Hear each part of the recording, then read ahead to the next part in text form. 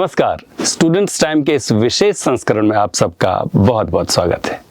मैं हूं मानवर्धन कंठ और आज हम बात करेंगे AICTE आइडिया लैब्स स्कीम की।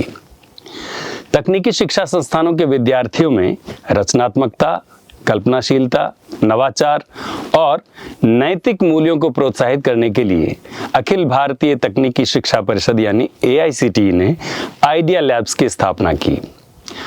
आइडिया लैब्स शुरू करने का मुख्य उद्देश्य क्या है? इस स्कीम के तहत विद्यार्थियों को क्या सुविधाएं मिल सकती हैं? पूरे देश में अब तक कितने आइडिया लैब्स की स्थापना हो चुकी है? किसी भी संस्थान में आइडिया लैब्स को शुरू करने की शर्तें क्या क्या हैं? इन तमाम मुद्दों पर चर्चा करने के लिए आज हमारे साथ स्टूडियो में मौजूद हैं डॉक्टर नीरज सक्सेना, जो कि AICTE के एडवाइजर 1 के रूप में सेवारत हैं और idea development evaluation and application यानी आइडिया लैब स्कीम के प्रेरक भी हैं। साथ ही AICTE के इंस्टीट्यूशनल डेवलपमेंट सेल के प्रमुख भी हैं। Doctor Neeraj Saxena, students time के इस विशेष संस्करण में आपका बहुत बहुत स्वागत है। नमस्कार।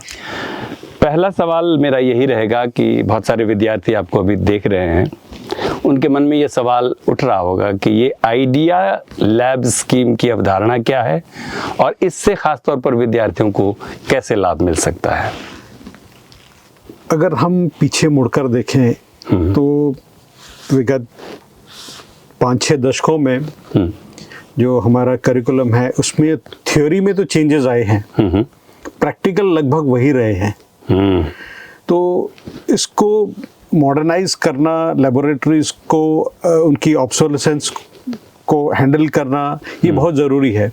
थ्योरी में तो हम आगे बढ़ रहे हैं, प्रैक्टिकल पीछे क्यों छूट रहे हैं, ये गैप क्यों बढ़ता जा रहा है। ये चीज़ हमारे दिमाग में आई जब हम अपने स्कीम्स की रिव्यू कर रहे थे AICTE में।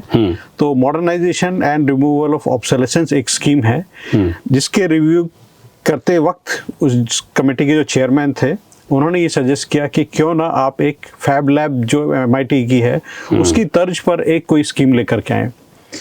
तो ये वहाँ से इसका बीज रोपित हुआ। साथ ही हमारे जो चेयरमैन थे AICTE के तत्कालीन प्रोफेसर अनिल डी सहस्रबुद्धे, उन्होंने पुणे में कॉलेज ऑफ इंजीनियरिंग में फैब लैब की स्थापना की थी।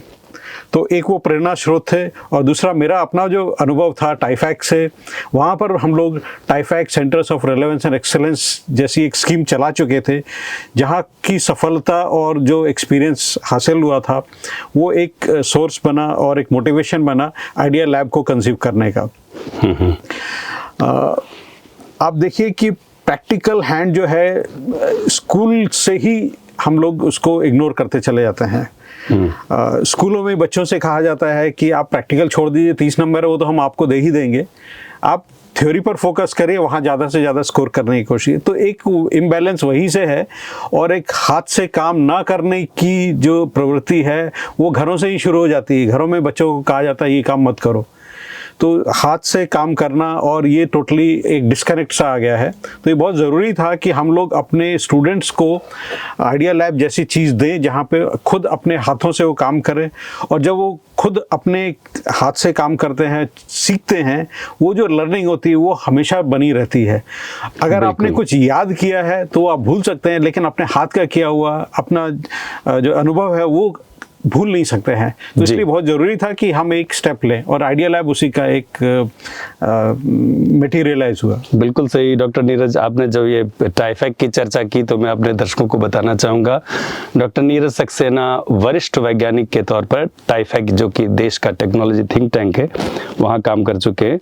और जैसा कि आपने चर्चा की फैब लैब की, तो दर्शकों को ये भी बताना चाहूँगा कि DY Patil International University Akurdi Pune में भी फैब लैब उपस्थित है और सभी विद्यार्थियों के अंदर रचनात्मकता और मौलिकता को बहुत प्रोत्साहित करता है। डॉक्टर नीरज, ये बताएं कि जैसे 3 शब्द मैं देख रहा हूँ, idea development, evaluation and application, ये एक्रोनिम आइडिया का है। तो ये इवैल्यूएशन का क्या सिस्टम है, आइडिया डेवलपमेंट का क्या है और आइडिया एप्लीकेशन का, तीनों का संक्षेप में हमारे दर्शकों को बताएं। जी, कोई भी आइडिया जो होता है सबसे पहले हमारे दिमाग में आता है, हमारे बिल्कुल। मस्तिष्क में आता है, फिर वहाँ से हम उसको मूर्त रूप में लाने की कोशिश करते हैं। और ये प्रक्रिया जो है आइडिया से ये डेवलप होते होते ये इनोवेशन तक पहुंचती है, जो कि अल्टीमेट लेवल होता है जहाँ पे किसी आइडिया का मार्केट सैंक्शन उपलब्ध होता है, उसको हम लोग इनोवेशन कहते हैं। तो आपका आइडिया बना, फिर उसका इवैल्यूएशन जरूरी है। हर आइडिया जो है वो सक्सेसफुल नहीं हो सकता है। हर जो है बहुत सी जो साइंटिफिक लॉज हैं उस पर भी खरे उतरना चाहिए, तभी वो आगे बढ़ सकता है। बहुत से हम लोग कल्पना कर सकते हैं बहुत सी चीज़ों की जो कि संभव ही नहीं है, तो वो उसके मानदंडों पर जो साइंटिफिक कसौटी पर वो टिकेंगे नहीं, तो वो आगे नहीं बढ़ पाएंगे। तो और अगर वो उस लेवल पे इवैल्यूएशन में उसमें कुछ वजन है तो उसका एप्लीकेशन ढूंढी जाती है। तो ये प्रक्रिया जो है इवैल्यूएशन से लेकर के आपके एप्लीकेशन तक ये बहुत ज़रूरी है, ताकि उसको स्थापित किया जा सके और उसको फिर आगे बढ़ाने के लिए प्रयत्न किए जा सके। खाली कॉलेजेस में हम लोग टेक्नोलॉजी रेडीनेस लेवल जो है 1 से लेके 5 तक हम लोग उसको सुविधाएं होती है वहाँ पर इस तरह का एक एटमॉस्फेयर होता है, एनवायरनमेंट होता है जहाँ पे ये कोई भी आइडिया TRL लेवल 5 तक जा सकता है। जहाँ TRL 5 का मतलब है कि आप उसको लेबोरेटरी में उसको डेमोन्स्ट्रेट कर सकते हैं। TRL क्या हुआ? Technology readiness level. Okay. Idea जब होता है तो प्योर आइडिया इट इज़ 1 और 5 पर लेबोरेटरी में आपने उसको डेवलप कर लिया। 6 पर आप उसको लेबोरेटरी से बाहर फील्ड पे ले जाके देखते हैं, अगर वो वहाँ पे काम करता है तो TRL 6 लेवल पर वो आइडिया पहुँच चुका है। 9 तक पहुँचते पहुँचते वो जो होता है आपका इनोवेशन बन जाता है। तो ये काफ़ी S कर्व बोलते हैं हम लोग, और ये 5-6 के बाद बहुत ही स्टीप होता जाता है, मतलब उसकी चांसेस जो है इनोवेशन में परिवर्तित होने के कम होते जाते हैं। डॉक्टर नीरज, मेरा 2 सवाल यहाँ पर आ रहे हैं। एक तो ये जो आइडिया लैब स्कीम है, क्या सिर्फ तकनीकी संस्थान में पढ़ने वाले बच्चों के लिए? नंबर 1। नंबर 2 कि जो आपने बातें कही, जो कर्व की बात की, शायद बहुत सारे दर्शक उसको समझ भी ना पाए, तो मैं आपसे सीधे तौर पर ये जानना चाहूँगा कि आपने कहा जैसे नया विचार आया, फिर वो क्रिएटिविटी, फिर इनोवेशन तक पहुँचना, इसमें एजुकेशन कहाँ रोल प्ले करता है? क्योंकि ये तो ऐसा ज़रूरी नहीं कि नया विचार सिर्फ एजुकेशन सिस्टम में ही आए, बहुत सारे ऐसे विचार हैं जो एजुकेशन सिस्टम से बाहर भी आते हैं। इस बारे में आपकी क्या राय है? आपने बिल्कुल सही कहा कि आइडिया तो किसी को भी आ सकता है, ज़रूरी नहीं है वो कॉलेज के विद्यार्थी को ही आए। तो ये चीज़ हम इसको सहर्ष स्वीकारते हैं, और इसीलिए जो AICTE की आइडिया लैब्स हैं ये 24 घंटे सभी के लिए खुली रहेंगी।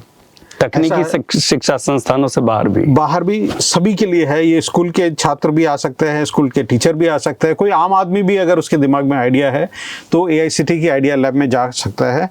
और उस लैब में न केवल इक्विपमेंट अवेलेबल बल्कि कंज्यूमेबल्स ही अवेलेबल हैं, जो कि आप प्रोटोटाइपिंग में जरूरत होगी।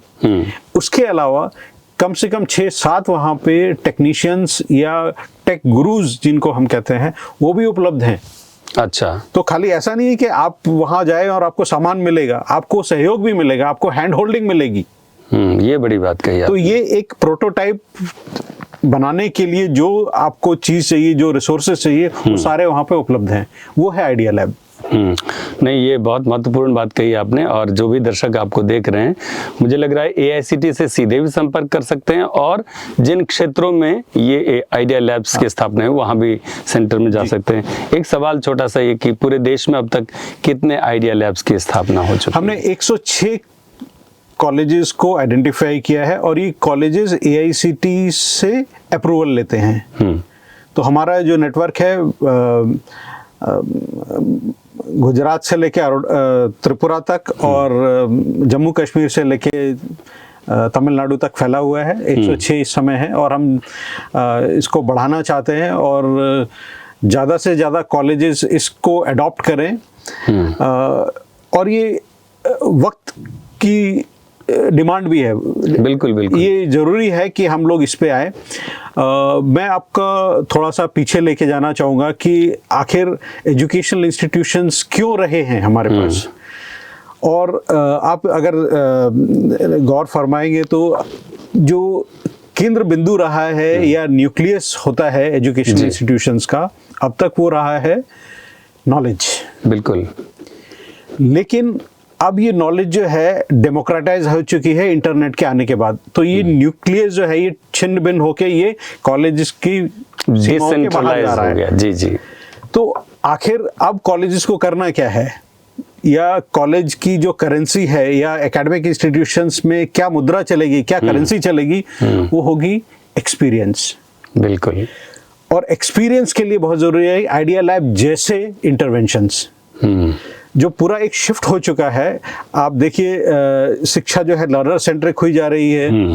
शिक्षा में जो चेंज आ रहे हैं वो इंट्रिंसिक नहीं है, एक्सट्रिंसिक है, बाहर से चेंजेस आ रहे हैं। अब तक ये होता कि एकेडमिक फ्रेटर्निटी डिसाइड करती थी कि शिक्षा में चेंजेस क्या होने चाहिए, लेकिन अब ये जो चेंजेस है बाहर से आ रहे हैं, बाहर की कम्युनिटीज जो है, बाहर के जो स्टेक होल्डर्स है वो डिक्टेट कर रहे हैं। तो ये एक बहुत बड़ा परिवर्तन है और ये जरूरी है कि जो नई न्यू एज लर्निंग जो प्रधानमंत्री जी कहते हैं जी, उसके लिए बहुत जरूरी है कि हम लोग एक्सपीरियंशियल लर्निंग पर जोर डालें।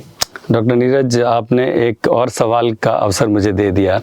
जिस तरह से आपने कहा कि एजुकेशन या लर्निंग डिसेंट्रलाइज हो चुकी है, अब कोई भी संस्थान में आप ना रहते हुए भी अगर आपके पास इंटरनेट है तो पूरी दुनिया का नॉलेज आपके पास है। आपने देखा होगा जिस तरह से एआई टेक्नोलॉजी डेवलप हुई है, चैट जीपीटी के इस दौर में, मेरा सवाल ये है कि जो रचनात्मकता और मौलिकता है ये कहीं गायब तो नहीं हो जाएगी, और इसको जिंदा रखने या इसका और ज़्यादा उसको विकास करने के लिए आपके विचार से क्या कुछ किया जा सकता है? जैसा ह्यूमन ब्रेन है, हम धीरे धीरे as a part of evolution हम अपनी जो कैपेसिटीज कैपेबिलिटीज है वो आउटसोर्स करते जा रहे हैं धीरे धीरे। हमने लंबी जो हम लोग यात्राएं करते थे वो हमने छोड़ दी, हम वाहन का उपयोग करते हैं। अब जब हमारे पास मेमोरीज, एक्सटर्नल मेमोरीज की सुविधा है तो हम लोग नंबर याद नहीं रखते हैं, नाम याद नहीं रखते हैं, सारा आउटसोर्स होता जा रहा है। प्रोसेसिंग भी हम आउटसोर्स करते जा रहे हैं। तो धीरे धीरे बहुत सी चीज़ें हम लोग आउटसोर्स करते जा रहे हैं, बट हमारा जो मस्तिष्क है वो फिर भी क्रियाशील रहेगा। Humans will always be at the top. Machine से हम लोग प्रोडक्टिविटी और वो बढ़ा सकते हैं, लेकिन सृजनात्मकता नहीं बढ़ सकती। उसके लिए हमारा जो है मस्तिष्क की ही ज़रूरत है। तो एआई और ये सारी चीज़ें आएंगी और इनका इम्पैक्ट एजुकेशन पे होगा, बाकी फील्ड्स में भी होगा, लेकिन इसके बहुत सारे फ़ायदे भी होंगे। सृजनात्मकता बनी रहे इसके लिए ही हम आइडिया लैब जैसे हमारे विचार हैं। हम लोग चाहते हैं कि इसी टाइप के और इंटरवेंशंस आए। और एक और चीज़ जो मैं आपको बताना चाहूँगा कि ये जो कोरोना काल में या उसका जो एक इम्पैक्ट हुआ है उसमें टीचर्स सर्वाइव कर गए हैं, स्टूडेंट सर्वाइव कर गया है, लेकिन क्लासरूम्स खत्म हो गए हैं। बिल्कुल, क्लासरूम से कुछ नहीं बचा है। तो ये ज़रूरी है कि उसको बचा के रखना और अपने कैंपसेस में स्टूडेंट्स को लाना वो तभी संभव होगा जब आप एक्सपीरियंस की बातें करेंगे, एक्सपीरियंस उनको देंगे, ना कि नॉलेज। तो ये एक बहुत बड़ा परिवर्तन है और इसी दिशा में हम लोग को सोचना होगा। इंस्टीट्यूशंस को भी रेजिलिएंट होना पड़ेगा, एजाइल होना पड़ेगा। ये बहुत ज़रूरी है क्योंकि इस तरह के जो दौर है, कोरोना है या एआई है, ये जो हवाएं जो है ऐसी बहती रहेंगी और there will be assaults like this in future also. Brain computer interface एक ऐसा ही एक बड़ी टेक्नोलॉजी आने वाली है जिससे मुझे लगता है कि ये बल्कि लर्निंग जैसा कॉन्सेप्ट ही खत्म हो जाएगा। आ चुकी है, बल्कि अस्तित्व में तो है। डॉक्टर नीरज, ये भी बताएं, हम जैसे शिक्षकों के लिए जो ये टेक्नोलॉजी का दौर है, क्या इस टेक्नोलॉजी के दौर में शिक्षकों की वही भूमिका रह जाएगी जो अब तक रही है, या फिर कुछ अलग भूमिका आप देख रहे हैं? मैं आपसे एक्सपीरियंशियल लर्निंग की बात कर रहा था, तो ये कोई नई बात नहीं है। हमारे जो इंडस्ट्रियल सोसाइटी बनी है उससे पहले जो हमारा सिस्टम था गुरुकुल्स का, उसमें लर्निंग ही होती थी। वहाँ पे कोई टीचिंग नाम की चीज़ नहीं होती थी। वहाँ पे टीचर्स तो अब आए हैं, जो हमारे 200 साल है मैं कॉलेज एजुकेशन सिस्टम में, वहाँ टीचर का कॉन्सेप्ट आया है। उससे पहले तो लर्निंग होती थी और गुरु जो होता था या टीचर्स होते थे वो उसमें जो प्रतिभा होती थी उसका निखारने का काम होता था। हर स्टूडेंट के लिए सिलेबस अलग होता था। भीम और अर्जुन के लिए द्रोणाचार्य ने अलग अलग सिलेबस बनाया जी जी जी बिल्कुल। तो ये पर्सनलाइज्ड लर्निंग थी और एडेप्टिव लर्निंग थी और ये पर्पस लर्निंग हुआ करती थी। तो इसको मैं APP लर्निंग बोलता हूँ और ये दोबारा उसी का दौर है। APP को एक्सप्लेन कर दें। Adaptive, पर्पस्ड and personalised, APP। जो हमारे शिक्षक हुआ करते थे वो 6 तरह के होते थे। अगर आप पीछे जाएं तो 6 तरह के शिक्षक होते थे। जो सबसे पहला होता था जो इन्फॉर्मेशन दिया करता था उसको हम लोग अध्यापक बोलते थे जी। उसके ऊपर उपाध्याय होता था जो हमको नॉलेज देता था। उसके ऊपर हमारे आचार्य होते थे जो हमें स्किल भी देते थे। उसके ऊपर होते थे हमारे पंडित जो आप गहन उसमें सोच देते थे। उसके ऊपर दृष्टा होते थे जो विजनरीज होते थे। और सबसे ऊपर गुरु होते थे जो कि आपको विजडम अवेकनिंग का काम करते थे। तो पहले 2 पायदान वाले शिक्षक तो अब नहीं रहेंगे। हाँ, ये एक बहुत मेजर सिर्फ इंफॉर्मेशन देने वाले शिक्षक तो और जो उपाध्याय और अध्यापक का जो रोल है वो खत्म हो चुका है। बिल्कुल। तो ये बहुत जरूरी है कि हमारे जो शिक्षक बंधु हैं वो अपने आप को एलिवेट करें। और ये मेरा लेटेस्ट ब्लॉग है, एलिवेटिंग टीचर्स फॉर अमृतकाल। तो ये नया रोल है, इसके लिए हमें तैयार करना। और teacher education, faculty development programmes, ये सारे उस पर केंद्रित होने चाहिए। जो नीचे के जो पायदान हैं वो रोल खत्म हो चुके हैं, वो ऑनलाइन पे चले गए हैं, तो उसकी कोई ज़्यादा वो नहीं रहेगा। तो शिक्षक का जो है बहुत इम्पॉर्टेंट रोल रहेगा, बट अलग रोल्स में रहेगा। ये बहुत खूबसूरत बात कही डॉक्टर नीरज आपने कि वैसे शिक्षक जो आपको देख रहे हैं, सुन रहे हैं, अगर वो सिर्फ इंफॉर्मेशन के बल पे अपना पेशा आप चलाना चाहते हैं तो उनके लिए मुश्किलात सामने आ सकता है। आपने एक और चर्चा की वक्तव्य में लॉर्ड मैकॉले की। जी। आज से तकरीबन 200 साल पहले लॉर्ड मैकॉले ने एक ऐसी शिक्षा व्यवस्था दी जिससे भारतीय जनमानस आज भी प्रभावित है, आप एग्री करेंगे, जबकि हमारी अपनी नई शिक्षा नीति आ चुकी है। तो लगे हाथ हमारे दर्शकों को ये भी बता दें कि जो नई शिक्षा नीति की अगर 3 महत्वपूर्ण बातें आपको कहा जाए कि क्या हैं तो वो क्या होगा? इसको काफ़ी फ्लेक्सिबल बनाया गया है एजुकेशन को। और आप देखिए कि जो सेकेंडरी एजुकेशन है उसमें काफ़ी मेजर रिफॉर्म है जो कि एक आधार बनता है टर्शियरी एजुकेशन के लिए। तो वहाँ पे चॉइसेस बहुत सारी स्टूडेंट्स को दी जा रही हैं। अब पहले होता था कि सिर्फ 5 ही सब्जेक्ट मिलते थे पढ़ने के लिए, अब वो चॉइसेस खोली जा रही है, उसका बैंडविड्थ बढ़ाई जा रही है। तो फ्लेक्सिबिलिटी काफ़ी दी जा रही है। दूसरा है आपका लर्निंग पे ज़्यादा फोकस है। लर्निंग, हाँ, इंटर्नशिप्स और इस टाइप के कॉन्सेप्ट्स और आइडिया लैब भी उसी दिशा में एक है। मल्टीडिसिप्लिनैरिटी की बात हो रही है। और एक और इम्पॉर्टेंट पहलू है जो कि सृजनात्मकता से जुड़ा है जी। हमारी अपनी भाषाओं में पढ़ाई। हम लोग जब अंग्रेजी भाषा में पढ़ाई को फोर्स करते हैं तो छात्रों को उसको मेमोराइज करना पड़ता है। बिल्कुल। और जो उनकी सृजनात्मकता है वो वहीं पे दबा दी जाती है। तो बहुत ज़रूरी है कि हमारे जो जिस तरह से हम एग्ज़ाम भी कंडक्ट करते हैं वो भी अब उसका कोई मतलब नहीं रहा है, क्योंकि वो सारे मेमोरी को टेस्ट करने के लिए होते हैं। और मैं थोड़े से in a lighter vein I expand EXAM as examining xeroxing ability of mind. तो ये बहुत ज़रूरी है कि हम, और वो अब इतना उसका कोई महत्व रहा नहीं है क्योंकि आपके पास सारी है ना सामग्री आपके हाथ पर है। हाँ। तो हमें ट्रेनिंग कॉलेजेस में ये देनी चाहिए कि how to learn, not what to learn. तो एक ये शिफ्ट की ज़रूरत है। और बहुत ज़रूरी है कि स्टूडेंट एंगेजमेंट जो है वो इम्प्रूव किया जाए, उसकी क्वालिटी इम्प्रूव की जाए। फोकस जो है करिकुलम पर नहीं होना चाहिए जो कि सिर्फ पॉइंट्स दिए हुए हैं। हाँ। उन करिकुलम्स के बीच में जो जितना भी हम पॉइंट्स देते हैं उसके बीच में चैलेंजेस होने चाहिए। बिल्कुल। तो जब तक चैलेंजेस करिकुलम में एम्बेड नहीं किए जाएंगे तो उसमें जो इंटरेस्ट नहीं जगेगा। तो बहुत ज़रूरी है कि हम लोग उसको इंटरेस्टिंग बनाएं ताकि बच्चे कैंपस में आए और उसको एंजॉय करें। आफ्टर ऑल जो learning should be a joy.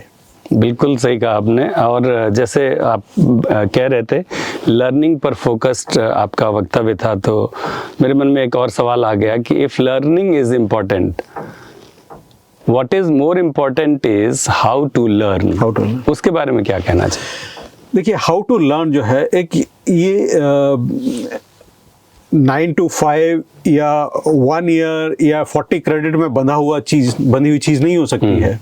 It is a life long learning. और अभी जो है हम तैयार करते हैं अपने छात्रों को, वो अगली क्लास में जाने के लिए तैयार करते हैं। बहुत खूबसूरत बात कही डॉक्टर। तो ये बहुत ज़रूरी है कि हम उसको ना लाइफ लॉन्ग तैयार करें, ताकि वो जैसे चेंजेस आते हैं उसके हिसाब से अपने आप को ढाल सके, नए टॉपिक्स पकड़ सके और खुद पढ़ने की क्षमता जो है वो डेवलप हो। ये बहुत ज़रूरी है, क्योंकि सारा जो मटेरियल है वो अवेलेबल है। बिल्कुल। तो उसको कैसे हैंडल करना है उस पर ट्रेनिंग होनी चाहिए, ना कि आपको क्या पढ़ना है। तो ये एक शिफ्ट की ज़रूरत है। और आगे और भी जो है ना टेक्नोलॉजी बढ़ेगी, प्रोसेसिंग स्पीड बढ़ेगी, आपकी कंप्यूटेशनल स्पीड बढ़ेगी, मेमोरी जो कैपेसिटीज़ बढ़ेंगी, तो इस पे जो है एजुकेशन पे और ज़्यादा इम्पैक्ट होगा। और उसको झेलने के लिए और उसको ओवरकम करने के लिए ज़रूरी है कि हम उसको तैयार रहें, और ये तैयारी जो है हमारे एजुकेशन इंस्टीट्यूशन से ही होगी। बिल्कुल बिल्कुल। बहुत बहुत धन्यवाद आपका डॉक्टर नीरज सक्सेना। आज की परिचर्चा से एक बात तो स्पष्ट हो गई कि चौथी औद्योगिक क्रांति की दहलीज पर खड़ी दुनिया में सीखने समझने की हमारी प्रक्रिया में मौलिकता एवं सृजनात्मकता को प्रधानता देनी होगी, तभी शिक्षा जीवनोपयोगी बन पाएगी। नई शिक्षा नीति की हमारी आकांक्षाएं हमें प्रेरित कर रही हैं कि हम ऐसे स्टूडेंट्स तैयार करें जो इनोवेटिव हों, जिनकी out of the box thinking हो और जिनकी बौद्धिक दक्षता का संपूर्ण विकास सुनिश्चित हो सके। और हाँ, इस दिशा में एक अनूठी पहल है AICTE का आइडिया लैब्स। उम्मीद करता हूँ आज का यह कार्यक्रम आपको ज़रूर पसंद आया होगा। आप अपना फीडबैक एवं सुझाव हमें ईमेल के माध्यम से भेज सकते हैं। हमारी ईमेल आईडी है studentstime@dypiu.ac.in। स्टूडेंट्स टाइम के अगले एपिसोड में हम फिर हाजिर होंगे। तब तक आप अपना बहुत ख्याल रखिए और हमें दीजिए अनुमति। नमस्कार।